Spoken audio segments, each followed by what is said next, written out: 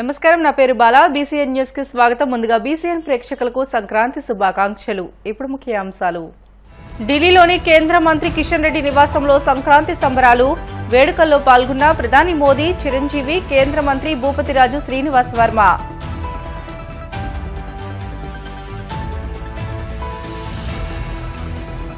తిరుపతి జిల్లాలో సీఎం చంద్రబాబు పర్యటన. నారావారిపల్లెలో పలు అభివృద్ధి పనులకు శంకుస్థాపన.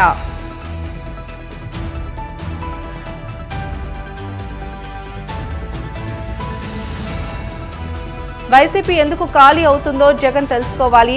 వైసీపీ అధినేతపై ధ్వజమెత్తిన మంత్రి కొలుసు పార్థసారథి.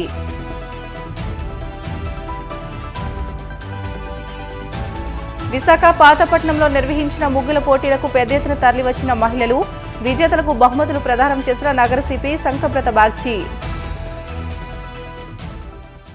ప్రధాని మోదీ దేశ ప్రజలకు సంక్రాంతి పండుగ శుభాకాంక్షలు తెలిపారు. సంక్రాంతి సందర్భంగా ఢిల్లీలోని కేంద్ర మంత్రి కిషన్ రెడ్డి నివాసంలో జరిగిన పండుగ వేడుకల్లో ప్రధాని మోదీ పాల్గొన్నారు. ఆయనకు కిషన్ రెడ్డి దంపతులు, కేంద్ర మంత్రి భూపతిరాజు శ్రీనివాస్ వర్మ, చిరంజీవి స్వాగతం పలికారు. వేద పండితుల మంత్రోచ్చరణల మధ్య సాంప్రదాయబద్దంగా తులసికోటకు మోదీ పూజ చేసి భోగిమంట వెలిగించారు. గంగిరెద్దుకు ఆహారం అందించి గంగిరెద్దుల వారికి సాంప్రదాయ వస్త్రాలను బహుకరించారు. ఈ సందర్భంగా సంక్రాంతికి సంబంధించిన పలు సాంస్కృతిక కార్యక్రమాలను ఆయన తిలకించారు.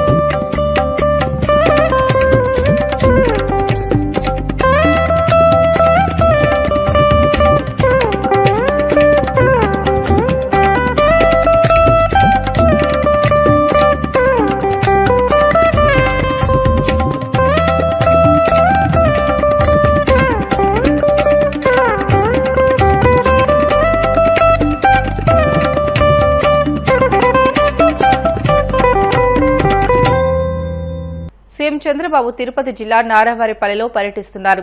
పలు అభివృద్ధి పనులకు శంకుస్థాపన చేశారు. 2 కోట్లతో రంగంపేటలో రహదారుల నిర్మాణానికి శంకుస్థాపన చేశారు. నారావారిపల్లెలో 3 కోట్లతో విద్యుత్ ఉప కేంద్రం నిర్మాణానికి శంకుస్థాపన చేశారు.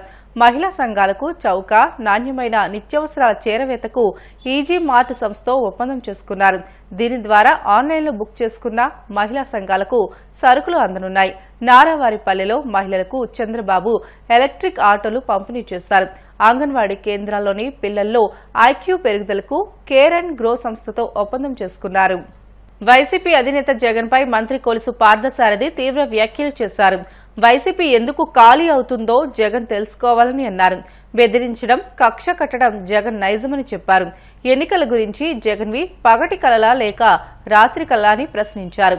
సంక్రాంతి కేవలం కూటమి నేతలకే అని వైసీపీ నేతలు అంటున్నారని, సంక్రాంతి ఎవరికి అనేది అర్థం లేకుండా, అవగాహన లేకుండా మాట్లాడుతున్నారని విమర్శించారు. మాజీ మంత్రి రోజా అన్ని గాలి మాటలు మాట్లాడుతున్నారని వ్యాఖ్యానించారు. వైసీపీ పాలనలో 6,679 కోట్ల విదేశీ పెట్టుబడులు వస్తే, కూటమి ప్రభుత్వ పాలనలో 6 నెలల్లోనే 85,000 కోట్ల పెట్టుబడులు వచ్చాయని తెలియజేశారు. వైఎస్ఆర్ కాంగ్రెస్ పార్టీ నిరాశ నిస్పృహల్లో కొట్టుమిట్టాడుతూ ఉంది. పార్టీ లీడర్లందరూ వెళ్ళిపోతా ఉన్నారు. పార్టీ ఖాళీ అయిపోతా ఉంది. జగన్మోహన్ రెడ్డి గారి పనితీరు పట్ల, ఆయన వ్యవహార శైలి పట్ల ఆయన ఇంకా పద్ధతి మార్చుకోవటం లేదు అనే అసంతృప్తితో పార్టీలోని ముఖ్య నాయకులందరూ కూడా వీడిపోతా ఉన్నారు. వారు చేసిన పాపాలు, మోసాలు, నేర ప్రవృత్తితో చేసిన కార్యకలాపాల ముసుగులన్నీ కూడా తొలగిపోతా ఉన్నాయి. ప్రజలందరూ కూడా ఏమి జరిగింది అని తెలుసుకున్న పరిస్థితుల్లో నిరాశ నిస్పృహల్లో ప్రతి ఒక్కళ్ళు కూడా వైఎస్ఆర్ కాంగ్రెస్ పార్టీ వాళ్ళందరూ కూడా మాట్లాడుతూ ఉన్నారు. నిన్న వైఎస్ఆర్ కాంగ్రెస్ పార్టీ చెబుతా ఉంది, ఈ సంక్రాంతి పండుగ కేవలం కూటమి నాయకులకే అని చెప్పేసి.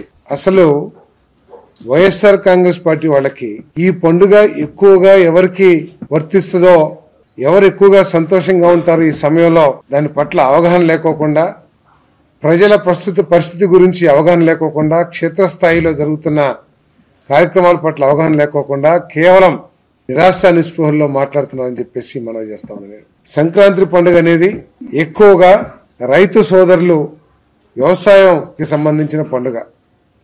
ఈ సమయంలో రైతులందరూ కూడా ఆరుగాలం కష్టపడి పనిచేసి పండించిన పంటలన్నీ కూడా ఇంటికి చేరుకుంటాయి.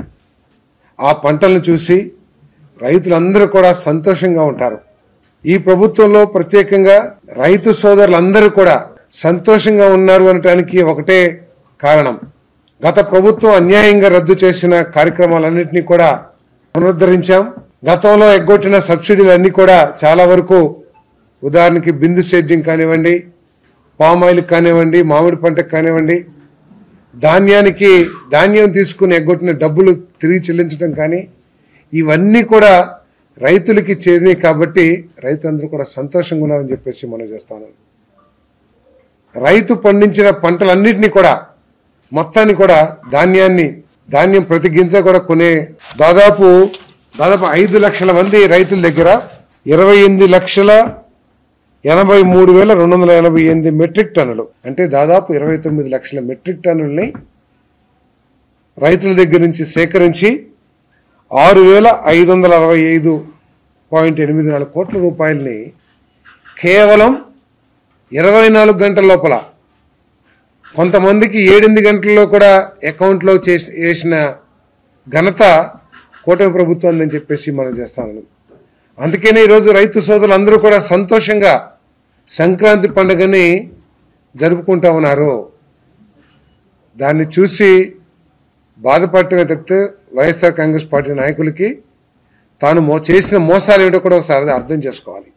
21 రోజుల్లో మీ ధాన్యానికి డబ్బులు చెల్లిస్తానని చెప్పిన జగన్మోహన్ రెడ్డి గారు 3-4 నెలలైనా సరే డబ్బులు చెల్లించలేని దైన్య స్థితిలో ఉంటే ఆ ఎగ్గొట్టిన డబ్బులన్నింటినీ కూడా ఈ ప్రభుత్వం చెల్లించిందని చెప్పేసి మనం చేస్తాము. ఈరోజు అంటున్నారు ప్రజల దగ్గర డబ్బులు లేవని చెప్పేసి. మేము ఎన్టీఆర్ భరోసా 3,000 రూపాయల నుంచి 4,000 రూపాయలు చేసి దాదాపు 63-64 లక్షల మంది లబ్ధిదారులకి ఈ పెన్షన్ కార్యక్రమం ఇస్తున్న విషయం వాళ్ళకి తెలియదా అని చెప్పేసి అడుగుతా ఉన్నా నేను.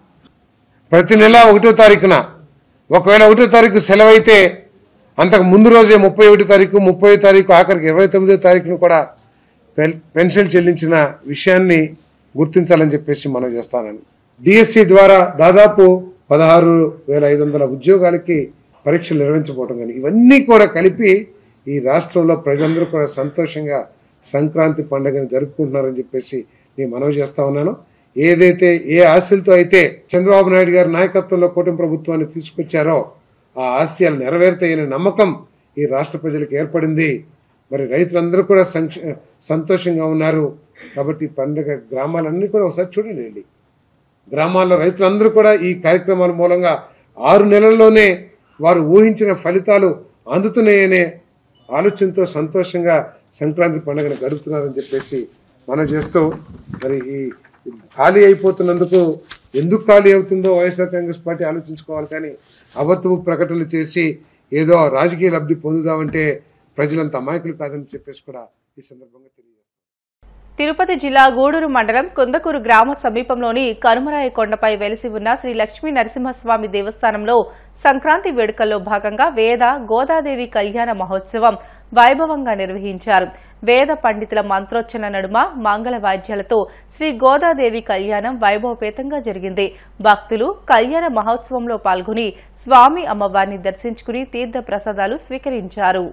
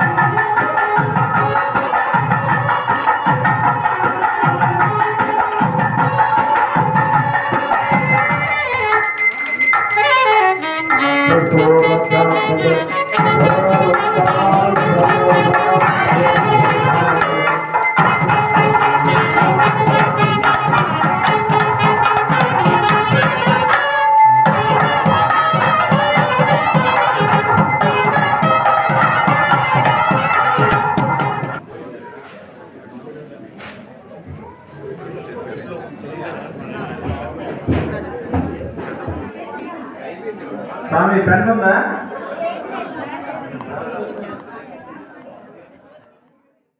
వెటల షర్ట్ బ్రేక్ తీసుకుందాం. Stay with us.